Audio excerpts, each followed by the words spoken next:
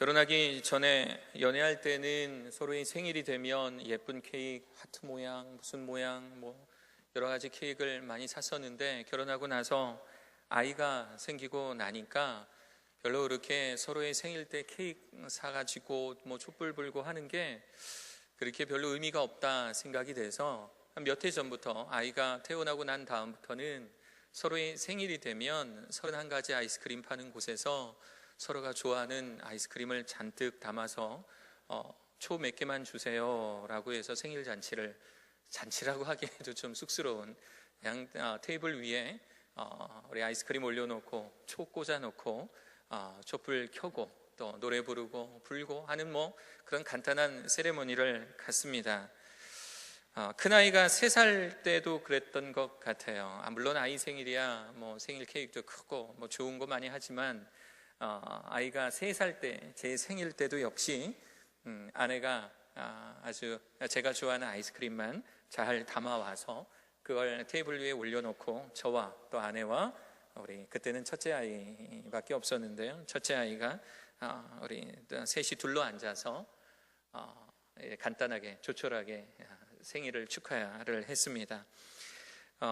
아이가 재밌다고 막 손뼉을 치고 노래도 부르고 또 아빠 대신에 촛불도 끄고 또 아이스크림을 코로 먹는지 입으로 먹는지 귀로 먹는지 손으로 쥐었다 폈다 하면서 그렇게 아이스크림을 먹으면서 재밌게 시간을 보내고 있었어요. 그런데 아이의 모습을 보면서 혹시나 하는 생각이 들어서 아이에게 물어봤습니다. 한결아, 오늘이 무슨 날인지 알아? 그랬더니 아이가 아이스크림 막 먹으면서 헤헤 막 웃으면서 몰라 라고 했어요. 방금 전에 촛불을 켜고 노래도 부르고 불도 끄고 아이스크림도 열심히 먹고 있는데 오늘이 무슨 날인지 모른대요. 방금 전까지 열심히 뭔가를 축하하고 축복하고 분위기에 잔뜩 취했는데 오늘이 무슨 날이냐고 물어보면 모른대요. 저는 혹시 우리가 성탄절을 이렇게 보내고 있지는 않은지 이 시즌이 되면 항상 걱정스럽습니다. 마치 3살짜리 아이처럼 이 성탄절을 살아가고 있으면 어떡하지? 운전 중에 우연히 라디오를 틀었습니다. 연예인들이 나와서 이야기를 합니다. MC가 이런 질문을 해요. 크리스마스와 관련된 연관된 우리 에피소드를 한 번씩 이야기해보자. 물론 대본이 미리 공유가 돼서 열심히 준비를 해왔겠죠. 나름 기대를 했습니다. 왜냐하면 만약에 그 질문이 저에게 주어진다면 크리스마스 이 성탄절과 관련해서 에피소드 재미있는 이야기들을 한번 들려주십시오 라고 하면 저는 이야기거리가 많습니다. 저는 어렸을 때 교회에서 성탄절 전야제 공연을 위해서 정말 한두 달 전부터 열심히 준비했던 그런 기억들, 그리고 성탄절 공연이 끝나고 나면 어김없이 어머니 아버지가 예쁜 선물을, 아주 좋아하던 선물을 평상시에 사달라고 졸라도 안 사주던 그 선물을 잘 기억하고 계셨다가 주셨던 그런 기억들, 그리고 조금 커서는 중고등부가 돼서는 친구들과 또 형 누나들과 새벽송 돌던 기억, 그리고 새벽송이 끝나고 나면 교회로 들어와서 따뜻한 불이 잘 지펴진 교육관에 모여서 좋아하는 형들 또 누나들 또 친구들과 함께 밤새도록, 다음날 25일 성탄절 예배를 드리기 전까지 밤새도록 우리 교회에서 한데 어울려 레크레이션 하던 그런 기억들, 그런 기억들이 저에겐 추억이었거든요. 그런데 연예인들이 나와서 하는 말들, 또 청소년들의 우상이라고 일컬어지며 아이돌이라고 부류 안에 들어가는 그 연예인들이 말하는 추억이라는 것이 성탄절에 밤새도록 술 먹은 이야기, 그리고 술 먹고 필름 끊겼던 이야기, 그러다가 모르는 곳에서 잠이 깬 이야기, 이런 이야기들로 서로 웃고 떠드는 이 방송을 들으면서 그렇구나, 이게 우리가 알고 있는, 우리가 느끼고 있는 성탄절, 크리스마스구나 라는 그런 생각이 들었어요. 분명 성탄절이라고 하는데 마치 3살짜리 아이가 영문도 모른 채 박수치고 노래 부르고 촛불을 켜고 그리고 허겁지겁 입이고 얼굴이고 아이스크림을 잔뜩 묻혀가면서 먹는 것처럼 이날이 어떤 날인지도 모른 채 단지 성탄절의 분위기에만 취한 채 이 시즌을 보내고 있는 그 모습이 바로 우리들의 모습, 저와 여러분들의 모습이 아닌지요. 그래서 어떤 목사님은 설교를 통해서 성탄절 이 시즌만 되면 하나님께 송구스럽다라고 표현했는지도 모릅니다. 저는 목사로서, 그리고 한 학교의 교목실장으로서, 또는 한 교회의 담임 목사로서 사랑하는 우리 학생들과 성도님들에게 성탄절이 도대체 어떤 날인지 분명히 알려야 할 그 사명이 있습니다. 우리가 헐버트홀 옆으로 아름답게 성탄절 장식을 한 이유, 그리고 강단 가장 잘 보이는 곳에 높은 크리스마스 트리와 그리고 반짝이는 이 사슴을 설치한 이유, 그리고 내일 성탄 축하 공연으로, 모레는 성탄절 축하 예배로 성탄절 칸타타와 그리고 12학년 침례식을 진행하는 바로 그 이유를 오늘 이 자리에서 여러분들과 함께 나눠보고자 합니다. 오늘 본문의 말씀에선 베들레헴의 한 마국간에서 태어나신 예수님의 모습이 묘사되어 있습니다. 그리고 이 사실을 하나님의 천사가 밤중에 양떼를 지키던 목자들에게 나타나 말해주는 장면이 오늘에 있는 이 본문의 말씀이에요. 많은 유대인들이 유목 생활을 했기 때문에, 또 집이 정착되어 있다 하더라도 풀이 우리나라처럼 여러 곳에 나는 것이 아니기 때문에 철 따라 때에 따라 양들을 데리고 여러 곳을 돌아다니면서, 풀 많은 곳을 돌아다니며 이 목자들은 그렇게 양떼를 쳤어요. 근데 바로 이 장면, 이 천사가 밤중에 양을 지키던 목자들에게 나타났다라고 하는 이 장면 때문에 많은 신학자들은 예수님의 생일이 이스라엘이 속해 있는 이 북반구의 겨울인 이 12월은 아닐 것이다 라는 그런 추측들을 하고 있습니다. 제가 생각하기에도 우리가 알고 있는 12월 25일이 예수님의 생일은 아닌 것 같아요. 우리가 어떻게 받아들이면 좋냐면 예수님의 나심을 기념하는 날 정도로 받아들이면 좋을 것 같습니다.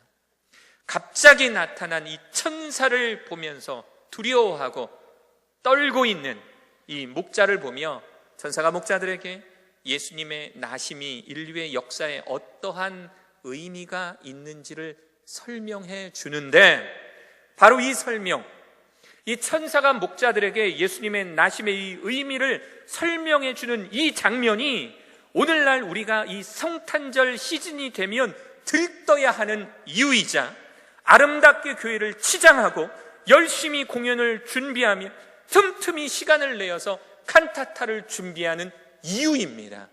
지금부터 이 천사가 목자들에게 했던 이 말 한번 들어보십시오. 10절, 2장 10절입니다.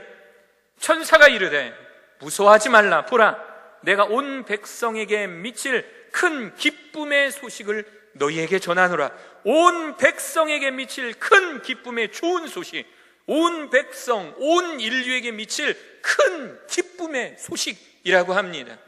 2000년 전 목자들뿐만 아니라 3살짜리 어린아이에게도 기뻐할 소식, 라디오 스튜디오에서 술 먹은 이야기를 말하고 있는 그 연예인들에게도 기뻐할 소식, 그리고 지금 이 자리에서 함께 동일한 모습으로 예배드리고 있는 저와 여러분들에게도 기쁨이 될 바로 큰 그 기쁨의 소식. 11절, 오늘 다윗의 동네에 너희를 위하여 구주가 나셨으니 곧 그리스도 주시니라. 우리들에게는 저 구주, 그리스도, 주라는 말이 너무너무 당연하고 일주일 내에서 한 주간에도 10번 이상을 듣는 바로 그 단어지만, 이때 당시 이 목자들을 비롯하여 많은 유대인들은 이 구주, 그리스도를 애타게 기다리고 있었습니다. 이보다 더 확실히 예수님의 정체성에 대해서 이야기해 줄 문장이 어디 있겠습니까? 구주가 나셨으니 곧 그리스도 주시니라. 구주는 헬라어로 소테르라고 합니다. 영어로는 세이비어예요. 구원자, 우리를 구원하신 구원자.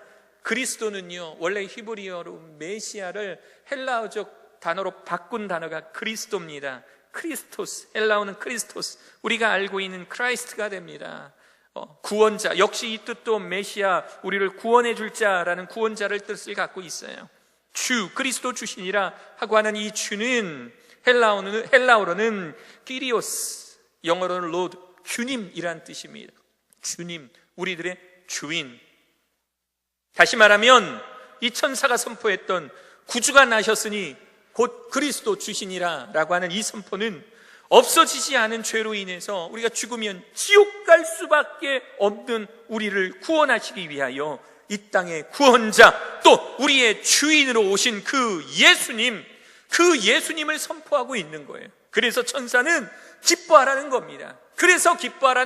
그래서 우리가 더 이상 죄의 노예가 되지 않고 우리가 이제 더 이상 지옥을 예약해 놓은 그런 상황이 아니라 우리를 구원해 주실 그 구원자가 우리에게 왔으니 기뻐하라 라고 하는 겁니다.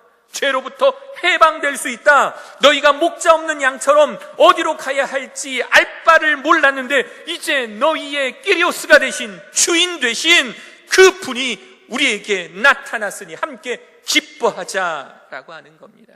그래서 하늘에서 엄청난 세레모니가 이어집니다. 13절, 14절, 호련히, 갑자기라는 뜻이에요. 갑자기 수많은 천군이 그 천사들과 함께 하나님을 찬송하며 이르되.